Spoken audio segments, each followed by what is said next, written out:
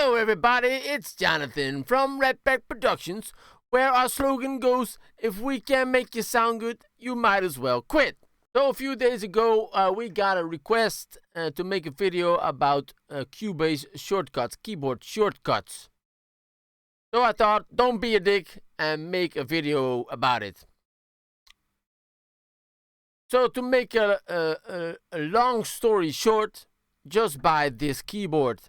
Or there are some stickers that you can put on the keyboard with the Cubase shortcuts on it. It's very visual, very easy to see where everything is. So thanks for watching. Jonathan out, Ridderkerk Productions. No, just kidding. I wanted to talk about a little bit in depth about it. So first off, in Cubase, you can edit your own key commands if you like. If you really want to macro a key command on the edit, so file, edit, key commands, right here. See it? Yeah, key commands. So this window will give you all the options, all the things you can do in Cubase. It's a really big list. So maybe you would like to cut and paste and crossfade at the same time with just using one button. You can program it here. But that's maybe for more advanced techniques. It's good to know that this option is there. So if you find yourself repeating some action every time over and over again with the mouse and you want to make a macro or you want to make a one key button to do that, you can do it in the key commands. So under edit, key commands. Yes, sir. With that said, I want to talk about the key commands I like to use a lot.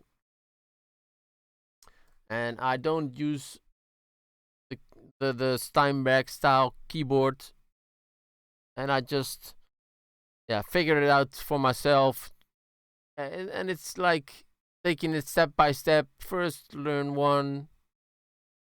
I started out, I think, with zoom in and zoom out, like this. You can really go into a project really fast, up. So you need to want to zoom in somewhere, Bob, D, Shift F, H. So I'm going a bit fast now, I realize that, but I just wanted to show you that you can start off with just the G and the H that zoom out, zoom in, and zoom out. Complete project. So in a horizontal way. You want it to zoom in vertically, you need to hold down Shift and then H or G, like this. Pretty handy.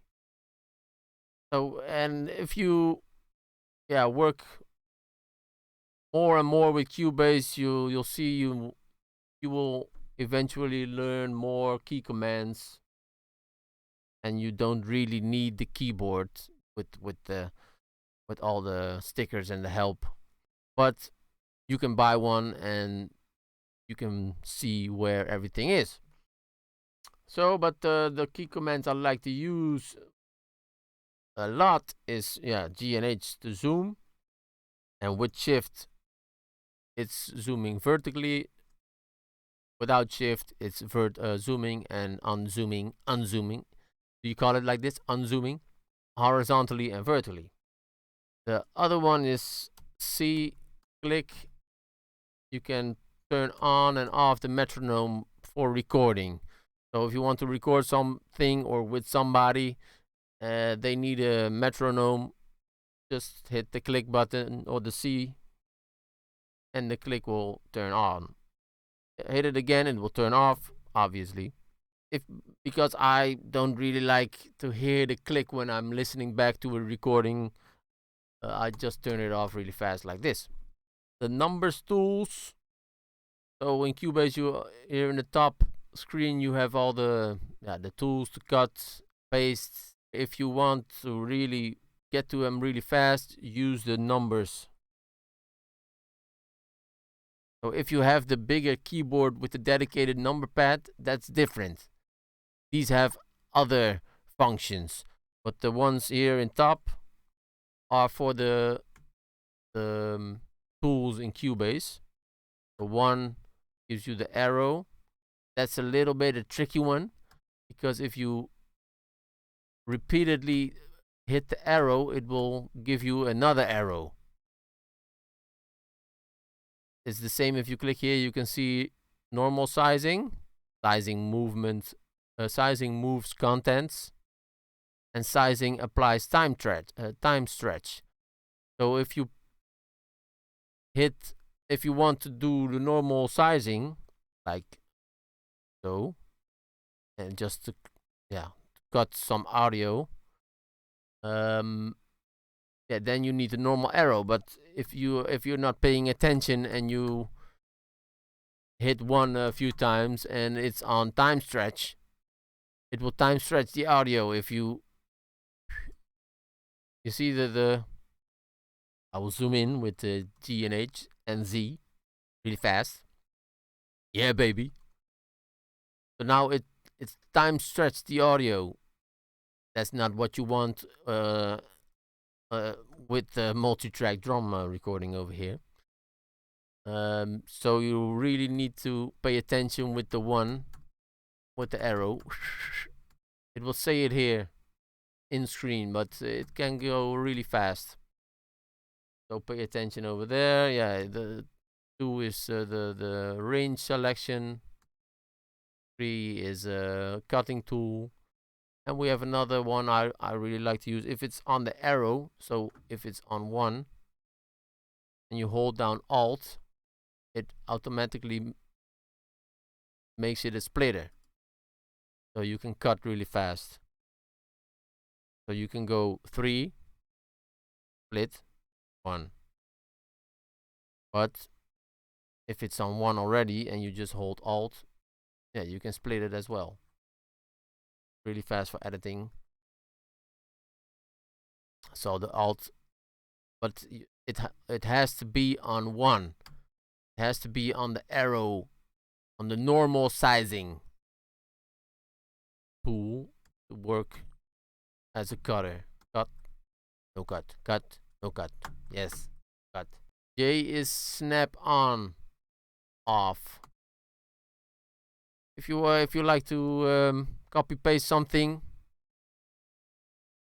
really fast, but it's not on the grid, it doesn't start at bar 1 like here, and you copy it will be out of time with the grid.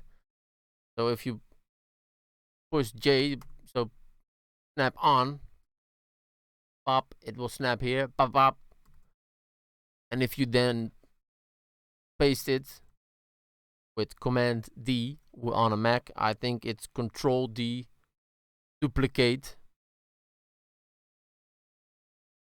the whole section. Command D, bop. Whoa, yeah. You cut it on the bar because you had snap on. Then you just drag it. And if you make sure the end of the audio event is cut on a bar as well,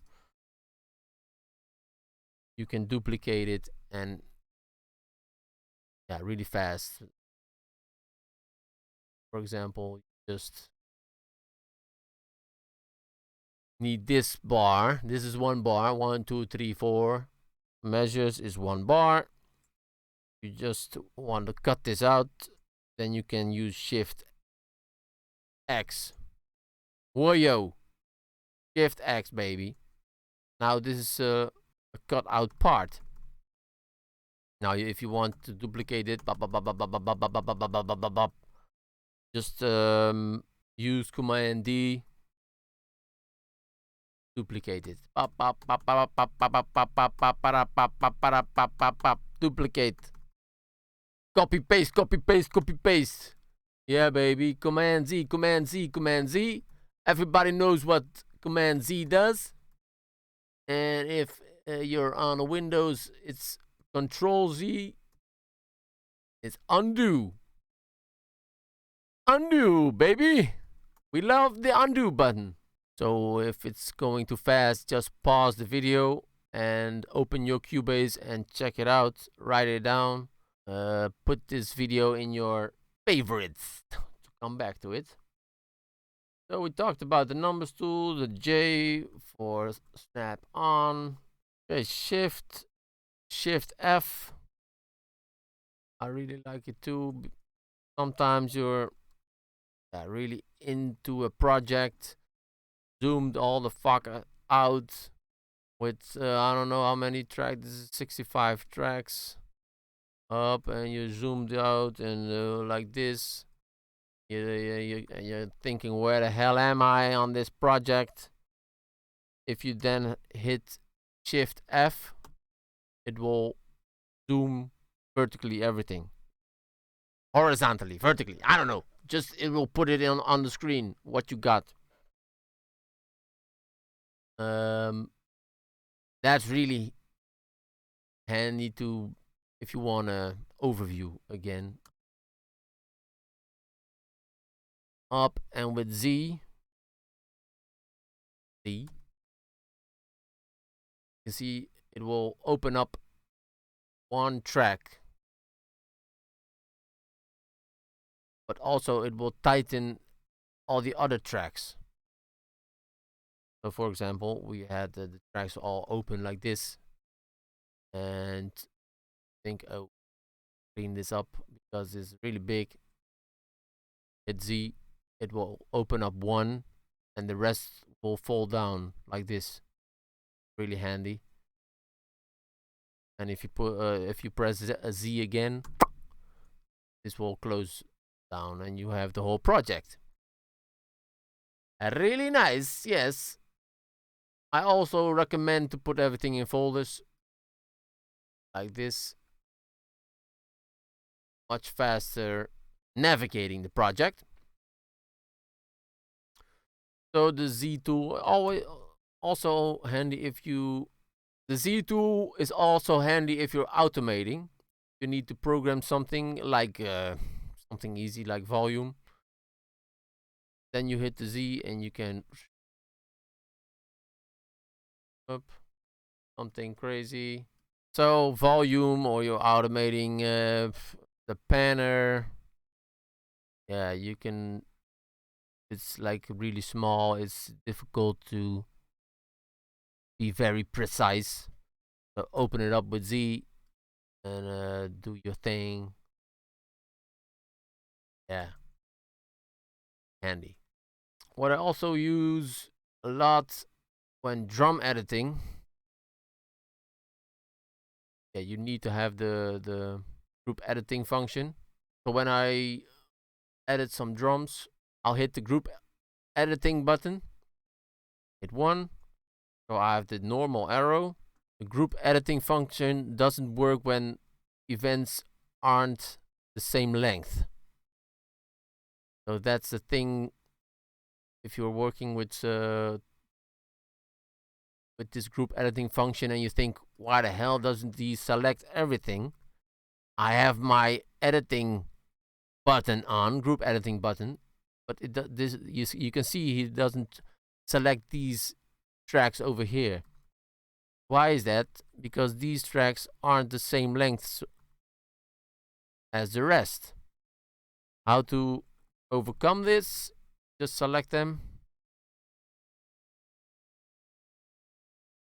and cut them somewhere, or make them the same length. This track which I re-recorded, not the same length.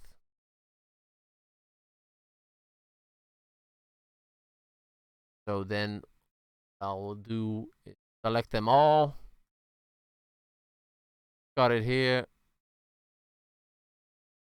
at the end. So the end parts you have to do by hand. Now if I select this pop, it will select all of the tracks. And that's what you need if you want to edit drums or multi-tracks. So that being said, I wanted to show you also. Now you can see the how do you call this thingy? I don't know how do you call this thingy. Thingy that plays the bar play thing. Yeah, it will snap to the grid. And if you're editing really small, it's really annoying. So fast way, we already talked about it. J. You can see here, bop bop, snap on, snap off. Now it won't do that. It will just stay where you want. So we want to edit some drums. I have it on the arrow, and I'm pushing the Alt key to make a cut. And I want to cut here before or somewhere here if you want to be a bigger part in one time. For the example, I'll cut it here. And if I then hold Alt and Command, like Alt is the cutter, and when Command, you can see like a sort of slider, and then you can slip the event where you want without moving the event like this. So with drums, you always have like sound, you know, the cymbals are shh, or the hi-hats or whatever the fuck. You don't want, if you're time correcting the drums, that there will be a hole in the sound. What that hear that. So really fast way is Alt Command, just shift it. Next part, cut, little timing check, pop, scrolling, pop, pop, up, up, Alt, Command, shift the part, up, Alt cut, shift. Really fast to do drum editing. But always check if all your tracks are selected, because it will fuck you up. And you're gonna hit yourself in the head if you edited all the kick and the snare tracks and the overheads are not in sync. That will sound really fucked up. Also with drum editing, I use a lot of crossfades because we made a cut here between these events. Yeah, and I move them in time. You want to make a crossfade between these events, and by hitting X, get a crossfade. Sometimes you need to edit it, shift it a little bit so it's not crossfading the actual hits. But that's if you hit X, it crossfade. That's how you drum edit in Cubase. Yeah, baby. So if you have the bigger keyboard with the dedicated number pads, you have a few other options there. And the asterisk button, the asterisk, will trigger. I can't show you because I don't have it. But the asterisk button will trigger a record for this one. So if you hit the asterisk button on the dedicated number pad, it will trigger the transport. And you can see here, if you hover over it, it will say num asterisk. If you press 0, it will stop. 0. And if you hit 0 again, it will start at the same point where you started when playing the song back. Enter on the keyboard is just play. Okay, I think I'm all through I wanted to talk about. So I hope I helped somebody out there in the internet and the guy who asked me. Please leave a comment if you liked it. Jonathan out. Ridderkerk Productions.